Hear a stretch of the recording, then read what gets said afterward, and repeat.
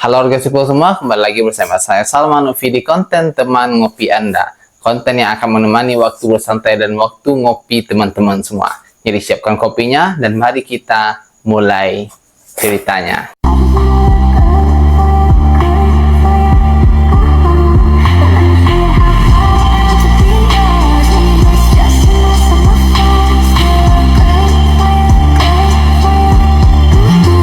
Oke teman-teman, kali ini kita akan membahas sebuah buku yang tentang keuangan dan di judulnya kita bakal ngomongin orang kaya, ya Robert Kiyosaki. Dan yang ngomong by the way orang miskin, nggak miskin juga sih.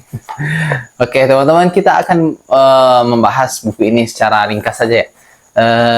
Gue nggak bakal bacain semuanya, spoiler, karena kalian harus baca sendiri dan gue bisa jamin ini buku sangat-sangat worth it. Gue bakal sorot beberapa hal yang menurut gue penting untuk kita bahas di konten teman ngopi kali ini.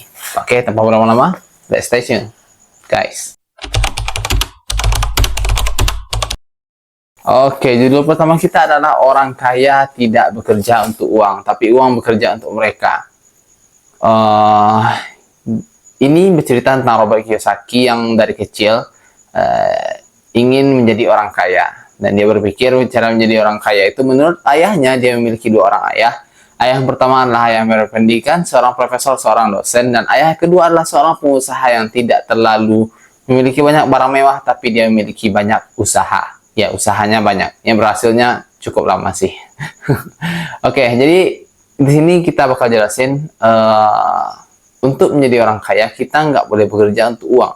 Karena apa maksud bekerja untuk uang? Bekerja untuk uang seperti yang kita lihat sekarang ini. Kebanyakan orang bekerja di pagi hari untuk mereka pergi ke kantor agar mereka mendapatkan gaji yang layak, agar mereka mendapatkan penghasilan yang layak, agar mereka bisa membayar tagihan-tagihan yang mereka ambil gitu. Nah, sebenarnya teman-teman, itu nggak salah karena kita memang harus membuat uang bekerja untuk kita, tapi sebelum kita dapat mempekerjakan uang, kita harus mendapatkan uang untuk dipekerjakan terlebih dahulu. Dan itu kuncinya teman-teman. Gak ada orang yang dari awal mempekerjakan uang dengan sendirinya. Setiap orang akan mencari uang terlebih dahulu untuk dipekerjakan. Nah, masalahnya sekarang kebanyakan kita ingin kaya instan, dan itu sangat nggak mungkin gitu. Ya, salah satunya cara ya kerja keras, Pak.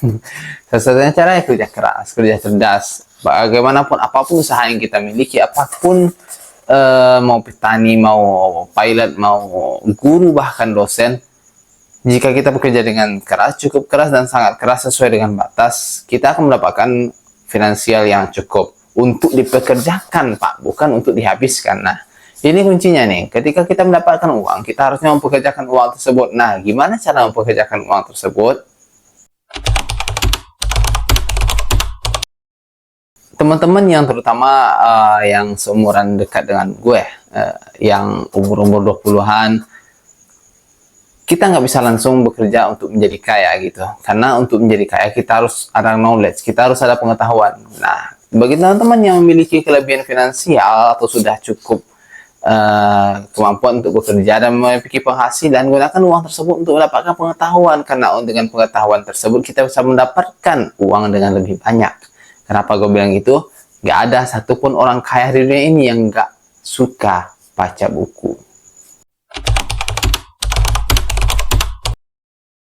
Perbedaan antara orang miskin dan orang bangkrut itu sangat berbeda. Teman-teman, orang miskin adalah orang yang tak pernah mencoba sama sekali. Mau dia mendapatkan beberapa uang pun, mau berapa uang pun yang dia miliki, mau dia menang lotre sekalipun, dia akan tetap miskin karena dia nggak pernah mencoba. Berbeda dengan orang yang bangkrut gitu.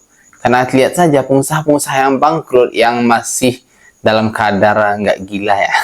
Mereka pasti bisa bangkit lagi karena mereka memiliki pengetahuan untuk membangun finansial mereka kembali. Berbeda halnya dengan orang yang tak mau mencoba. Berbeda halnya dengan kita yang tak mau belajar untuk mendapatkan sesuatu yang kita inginkan gitu. Dan bagi teman-teman yang masih berumur 20-an, ada pepatah mengatakan bangkrutlah sebelum akan bangkrut. Nah, kapan akan bangkrut itu? Akan bangkrut itu akan datang ketika kita berumur 30-an lebih. Karena ketika kita berumur 30-an lebih, kita memiliki tanggung jawab untuk masa depan beberapa orang terdekat kita. Contoh, anak, istri, dan keluarga. Dan ketika kita masih belum memilikinya, masih banyak kesempatan untuk gagal, masih banyak hak untuk gagal, masih banyak kewajiban untuk digagalkan. Kenapa kita bilang digagalkan? Karena tidak ada satupun orang yang berhasil tanpa tumbukan kegagalan di belakangnya. Jadi kalau ada seorang yang memiliki keberhasilan tanpa proses, patut dipertanyakan keberhasilannya. Di seluruh kehidupan manusia, terutama tentang uang ya, dua emosi ini akan menjadi sesuatu yang sangat berpengaruh kepada kita. Yang pertama adalah ketamakan, yang kedua adalah ketakutan. Kenapa begitu? Karena kebanyakan orang bekerja saat sekarang adalah karena ketakutan. Ketakutan nggak bisa bayar utang, ketakutan nggak bisa membeli beras untuk dimakan, ketakutan untuk nggak bisa bayar tagihan, dan banyak ketakutan lainnya. Dan apa kebiasaan orang ketika sudah memiliki uang sekarang ini?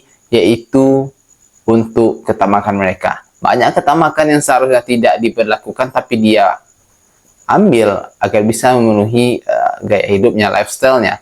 Contoh, banyak orang yang ketika memiliki penghasilan yang cukup besar, langsung mengambil barang-barang yang sangat mahal, seperti mobil, iPhone, dan sebagainya. Bahkan Warren Buffett pernah bilang, kalau kamu ingin membeli sebuah barang, pastikan kamu bisa membeli 10 kali dari barang tersebut. Intinya kalau kita memiliki uang 10 kali dari barang tersebut, silahkan untuk membelinya. Karena kita nggak akan bangkrut, kita akan miskin hanya membeli sebuah kemewahan. Dan gue pengen disclaimer, ketakutan dan ketamakan tidak selalu menjadi emosi yang jahat. Ketakutan dan ketamakan akan menjadi emosi yang sangat berguna jika diberikan dengan kadar yang sesuai. Bagaimana begitu? Banyak orang yang merasa ketakutan dan merubah diri mereka karena tidak ada satupun perubahan jika kamu nyaman dalam kondisi tersebut. Kenapa kita menghendaki perubahan? Karena kita tidak merasa nyaman, karena kita takut dalam kondisi tersebut, kita merasakan ketakutan. Dan ketamakan akan memberikan kita bisa dibilang birahinya, bisa dibilang nafsu untuk mendapatkan sesuatu gitu. Tanpa ketamakan, kita juga nggak bisa untuk berambisi memiliki sesuatu. Jadi sedikit ketamakan dalam kehidupan tidaklah buruk, tapi jangan berlebihan. Akuntansi, investasi, dan juga hukum. Itu 3 hal yang sangat-sangat penting. Kita bahas dulu akuntansi. Akuntansi itu bisa dibilang bagaimana kita merincikan keuangan kita, bagaimana kita menyalurkan keuangan kita, bagaimana kita bisa memiliki keuangan yang stabil gitu dan tercatat, teratur. Gua nggak bisa bahas lebih dalam tentang akuntansi karena basic gue bukan akuntansi, bos. Tapi gue pengen melakukan beberapa hal yang sudah gue kerjakan. Ini mungkin referensi bagi teman-teman. Gue mencatat semua pengeluaran gue setiap harinya. Ya ribet, sangat ribet. Tapi itu enak ketika di akhir bulan gue menyadari bahwasanya, wah, dengan mencatat ini aja gue berhasil menyisihkan uang lebih banyak di akhir bulan. Dan gue bisa memiliki kebebasan untuk membeli hal yang gue inginkan. Selanjutnya adalah investasi. Investasi ini panjang penjabarannya. Bahkan gue juga belum sepenuhnya mengerti karena itu sangat kompleks. Bukan hal yang simpel. Tapi bukan hal yang mustahil untuk didefinisikan juga. Simpelnya investasi bagi teman-teman adalah bagaimana kita menabung agar uang kita tidak berkurang. Dengan cara apa? Menabung di bank? Enggak. Menabung di bank, uang kita berkurang. Menabung pada hal-hal yang berguna. Seperti sekarang, sedang musim-musimnya kriptoan atau saham. Bagi kalian yang mau belajar, itu sangat bagus. Tapi hati-hati aja. Karena pasarnya naik turun. Dan kita harus tahu dan paham setidaknya beberapa hal sebelum masuk ke dalam dunia saham tersebut.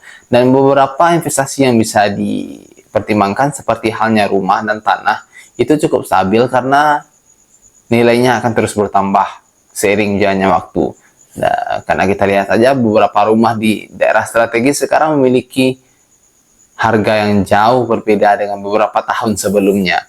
Dan yang paling stabil adalah emas. Jika kalian nggak bisa investasi, nggak paham tentang saham-sahaman, nggak memiliki uang yang cukup untuk membeli rumah ataupun tanah, ya emas menjadi pilihan yang sangat baik untuk menabung.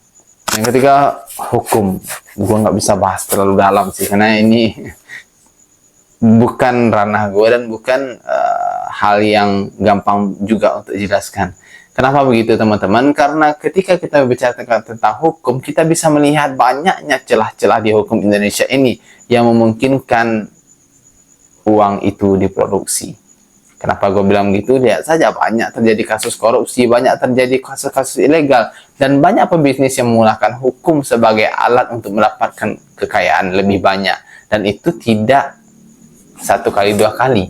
Banyak kasus-kasus di Indonesia yang berulang-ulang kali. Dan itu tidak terjadi sekali, dua kali. Itu terjadi berulang-ulang kali karena mau bagaimanapun, memberantasnya dia akan tetap ada karena pelakunya sendiri berada dalam tatanan pembuat hukum itu sendiri.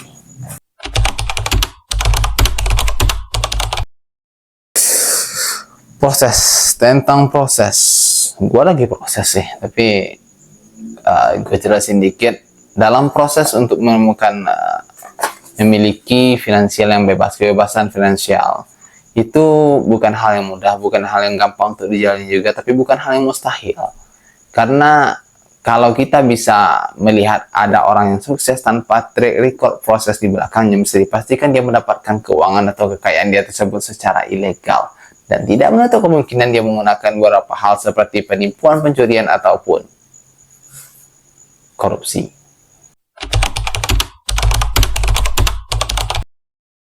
Ini yang paling penting nih. Yang ada di kepala kita adalah yang paling berharga. Jadi jangan sampai kita memasukkan hal yang tidak seharusnya kita masukkan ke dalam otak yang kita punya. Karena kita hanya punya satu dan kita harus memilih apa yang kita pelajari. Ada banyak buku yang bisa kita baca, ada banyak hal yang bisa kita tonton, tapi perhatikan apakah buku itu adalah buku ilmu yang kita inginkan. Apakah ilmu tersebut akan membantu kita menuju tujuan kita? Dan yang penting, apakah orang yang menulis buku tersebut adalah orang yang memiliki kehidupan yang kita inginkan? Itu kata Timothy Ronald sih. Jadi teman-teman, bagi yang menginginkan pengetahuan tentang keuangan, ya baca buku tentang keuangan. Bagi teman-teman yang memiliki keinginan untuk pengetahuan tentang politik, ya baca buku tentang politik, apalagi filsafat. Dan bagi teman-teman yang mengkotak-kotakkan, gue pengen tekanin ini bahwa tidak ada satupun ilmu yang hanya dalam kotak tersebut. Menurut gue ilmu itu saling berkaitan satu dengan yang lainnya. Ilmu pengetahuan adalah sebuah jaringan kompleks yang dibangun oleh otak manusia selama berabad-abad. Dan itu tidak hanya terfokus pada satu hal. Lo belajar ilmu pengetahuan, lo bakal belajar psikologi, lo akan belajar tentang emosi manusia dan akan mengarah pada filsafat sejarah dan segala macamnya.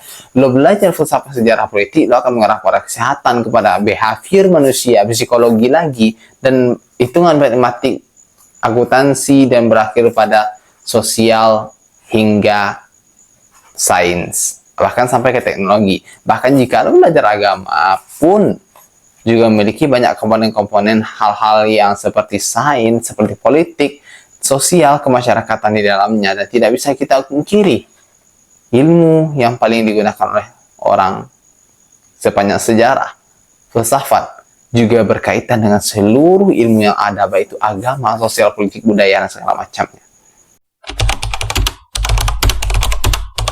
Dan yang terakhir, Robert Kiyosaki berpesan dalam bukunya ini. Dia mengatakan bahwasanya yang terpenting kita wariskan kepada anak kita adalah pengetahuan tentang keuangan. Banyak orang kaya yang ketika dia meninggal diteruskan kepada anaknya, tidak butuh waktu yang lama untuk membangkrutkan perusahaannya tersebut.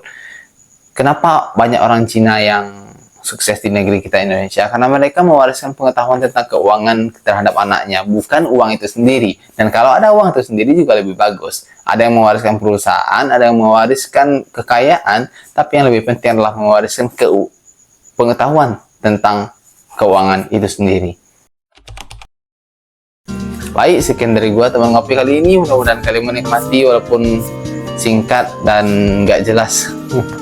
ya kita ngomongin orang kaya dan yang ngomong adalah orang miskin dan biasa-biasa saja. Mudah-mudahan kita semua dapat menjadi seperti yang kita inginkan. Itu aja mungkin teman ngopi kali ini, dan sampai jumpa di konten berikutnya.